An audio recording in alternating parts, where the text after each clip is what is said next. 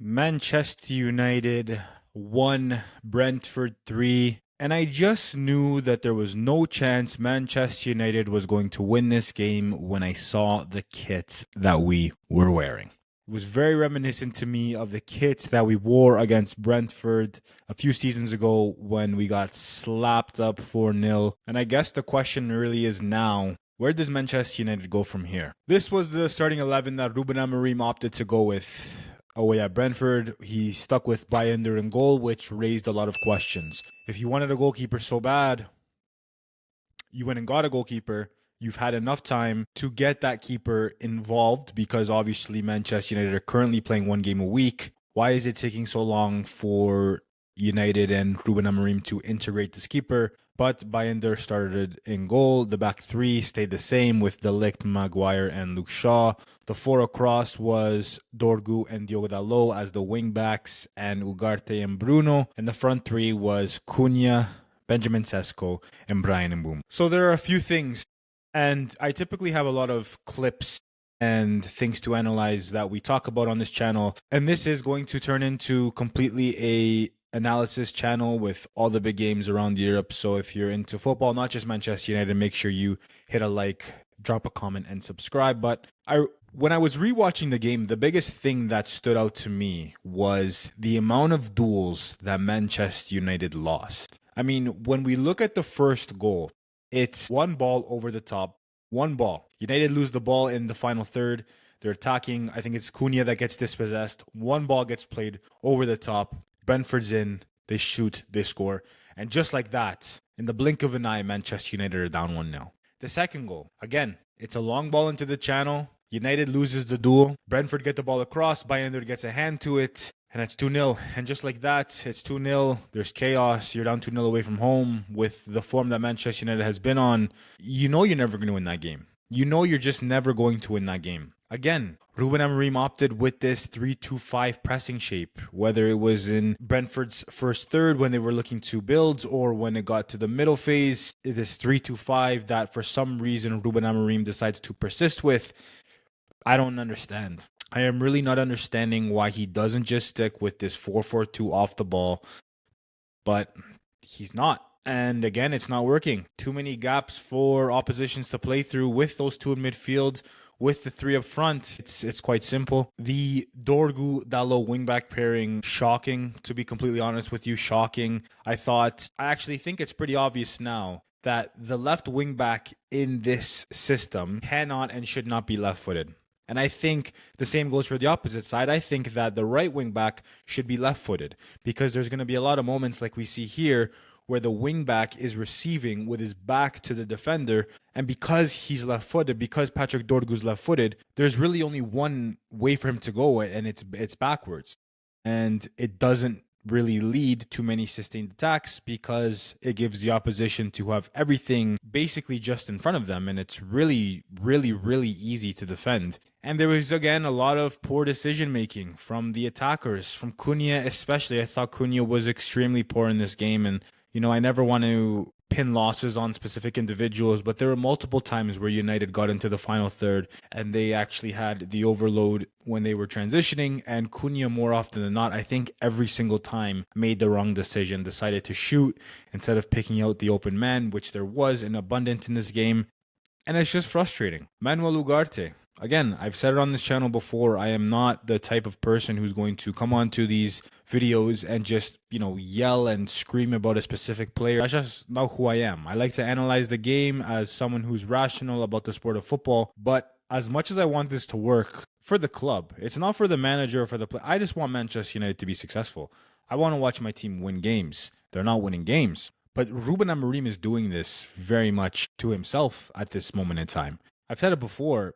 I don't necessarily believe that the system or the formation, again, I think people get that very misconstrued because a system of play and a formation are two completely different things. But Oliver Glasner's playing a 3-4-3 at Crystal Palace, and they just went and beat the defending Premier League champions. They're undefeated this season. And you could argue that they don't have the same quality of players that Manchester United have.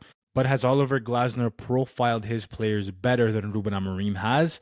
I think you can argue yes. I don't even think it's an argument. I think the answer is yes. And Ruben Amorim sticking with Ugarte Bruno midfield when it consistently has shown time and time again that it is not working, it is going to be the reason why this eventually fails. Ruben Amorim time and time again choosing the wrong profile. Again, for me, there's no way where Luke Shaw should start over Lenny Euro. The back three should have been Lenny Euro, Harry Maguire, Matthias de Ligt. It's simple.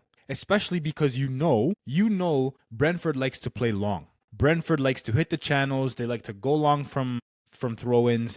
They like to get set pieces. They like to get the ball into the mixer and create havoc, create chaos. I trust Lenny Euro more than I trust Luke Shaw in an aerial battle. But he sticks with Shaw again. And I know it's because he likes that left-footed player at left center half. I get it.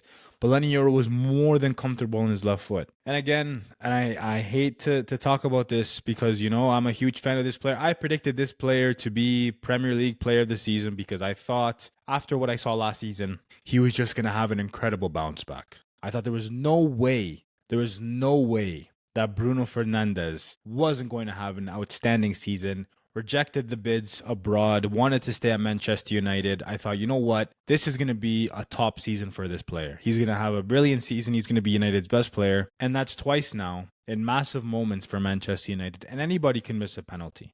I've spoken about it before. Anybody can miss. Anybody can miss a penalty. But he's missed two really big ones now.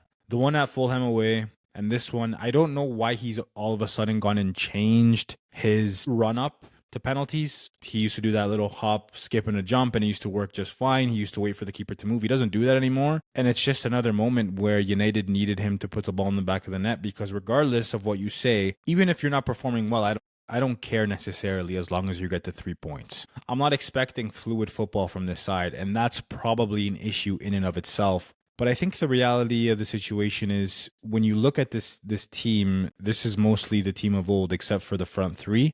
And you could obviously also say Patrick Dorgu, but the midfield is the same. The back line is the same. The keeper the same. Obviously, Onana is no longer here, but, we're not even playing the backup that we brought in. Or, excuse me, not even backup. In my opinion, the goalie who I thought was going to be the number one. But, again, it's chaos. For me, the issue is there's a lot of issues, actually. Number one, for me, a big issue is the fact that we don't look like scoring many goals. And I feel like there's often many times where we make the wrong decision instead of the right decision in the final third, and it's very frustrating. Now, I don't think this is a game we deserve to win, to be completely honest with you. I don't think we were good in the slightest, and I'm not sitting here saying that if Bruno, scores that penalty and we do perhaps go on to win the game, I wouldn't say it's a deserved win. I wouldn't say so. It's not. But at the end of the day, 3 points is 3 points, and you keep it pushing. You're not always going to perform well. But I think we're getting to a situation now where I think it's almost impossible to back. And I don't think it's all Ruben Amorim's fault. Again, the amount of times where United are trying to play out and it's just a simple pass that they can't make. The amount of times that United again get into the final third and they don't even get a shot on target because of poor decision making. The amount of times that the opposition players are more hungry. Like Antonio Conte said in that famous presser before he was relieved of his duties at Tottenham. He talked about the players having the fire in their eyes, to want to play. And I know it's a pretty cliche thing to talk about, but I'm pretty sure, I don't remember which manager said this, but it was something along the lines of, if you don't win your duels, we don't even need to talk about tactics. And we can talk about the system and the formation all day. That's why I made this channel. I analyze football as a hobby, as a passion. But all that goes out the window if you're losing your 1v1 duels. Football is a game of duels. It's a game of boxes. It's a game of winning your 1v1 battles. And the issue with me right now is Manchester United players simply are not winning enough of those. And a bigger issue is that this isn't just a Ruben Amorim thing. We haven't been winning these duels and battles for a long, long, long time. So I can't sit here and pretend like I know what the issue is. But it's clear that whatever we're doing under Ruben Amorim isn't working. We don't look like scoring. We concede silly goals. The team looks nervous every time a ball gets put into the area. Every single time there's a long throw, there's a free kick, there's a corner kick, I think we're going to concede. And it's just really, really poor. I don't want to say high expectations, but I was excited for this season. I thought, okay, a full off season. We brought in a completely new front line. Sesko gets his first goal of the season against Burnley. I thought he showed some glimpses and some moments, but it's really hard to sit here and enjoy what I'm watching from Manchester United. I'm enjoying other football more. I'm enjoying watching the Barca, Real Madrid Atletico game.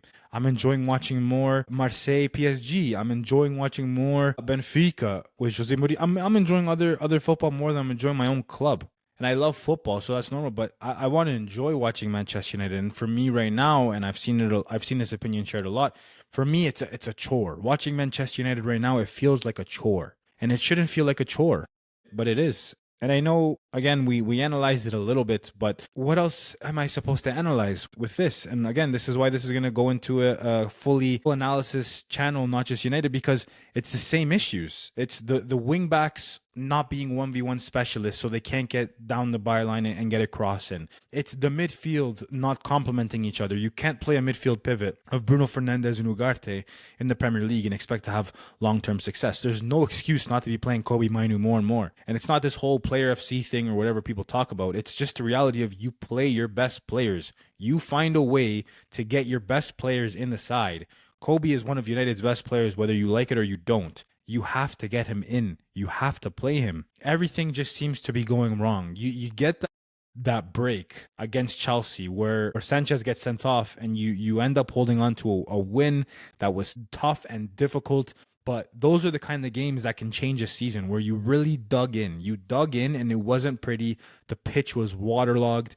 You also had a man sent off. It really tested your character and you came through and you beat the Club World Cup champions. It's a huge 3 points. Okay, how can we build? And that's what I spoke about. How can we now build next week? Can we go and get the 3 points at Brentford? And then can we win against Sunderland going into the international break, create that momentum, create that feeling. Something can be different here. What do you think these guys go and do? It's Ruben Amorim, it's the players, it's the fact that we didn't bring in a midfielder when we said we needed a midfielder. It's everything. Don't let anybody tell you it's just a manager.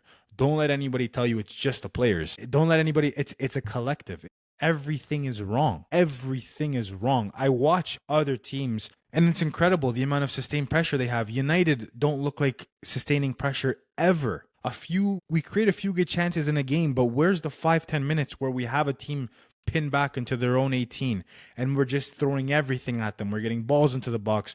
We're doing little intricate passing plays in front of the 18. We're getting shots off. We're forcing the goalie to make save after save. It just doesn't happen. And we can't sit here and pretend like it's happening because it's not. So I don't know what the plan is in terms of United. I don't know. I don't know what they're going to do. I saw a report that apparently they're not looking at anybody to replace Ruben. Fabrizio dropped a tweet talking about how Xavi would join Manchester United tomorrow if basically, I'm paraphrasing here, but basically would join United with no Champions League football, whatever. I don't know. I don't know if you bring in a manager who plays a 4-3-3 and prioritizes wingers makes this team better. Does another manager coming in change the fact that these players are losing almost every single 1v1 duel? To me, it doesn't. Again, I've said it before, this is a player sport. This is a sport about the players. It's a sport about the players. People are making this sport too much about the coaches. Get rid of Ruben Amorim. At this point, I don't care. If Ruben Amorim goes tomorrow, I don't care. To me, it doesn't matter. I won't lose sleep over it. I don't like seeing people lose their jobs in any way, shape, or form. But yeah, I won't lose sleep over Ruben going. But I don't think you can be honest and look at me and tell me, Gabe, I think that, if Ruben goes and we bring in a Xavi Hernandez, if Ruben goes and we bring in a Zinedine Zidane, if Ruben goes and we bring in whoever, that everything is just going to change. I don't believe it. There are issues all over the place. Management, ownership, the players, everything is wrong. And it's incredible because when I started supporting this club when I was a young kid, we were the champions of Europe. We were beating teams in the tunnel, I felt like there was no chance at a team aside from maybe, one of the big dogs in the Prem was going to come to Old Trafford and get points. I thought there was no chance where we were going to travel to the lower league, the lower teams in the table, and we were going to drop points. We were gonna mop the floor. But back then we had, leaders all over the pitch, man. All over the pitch. You had Rio Ferdinand, you had Michael Carrick, you had Cristiano Ronaldo, you had Wayne Rooney, you had Gary Neville, Patrice Evra, Nemanja Vidic, Van der Sar, Paul Scholes, Ryan Giggs, Dimitar Berbatov. Like we had We had players, man. We had players. This is a player sport. Don't let anybody tell you different. I feel like this was more of a rant than an analysis video. I know we analyze it a little bit, but the truth of the matter is that this is not seeming to get any better, and I don't think that there's any argument that you can continue this way. And like Ruben Amorim said, you're not going to change 22 players. So that is it for this one. I appreciate everybody who gave it a watch. Remember to subscribe and hit the bell notification so you never miss an upload. We are going to be analyzing all the big games across Europe for the entirety of the season, so make sure you tune in. I appreciate everybody for watching. That is it for this one. Until next time, peace.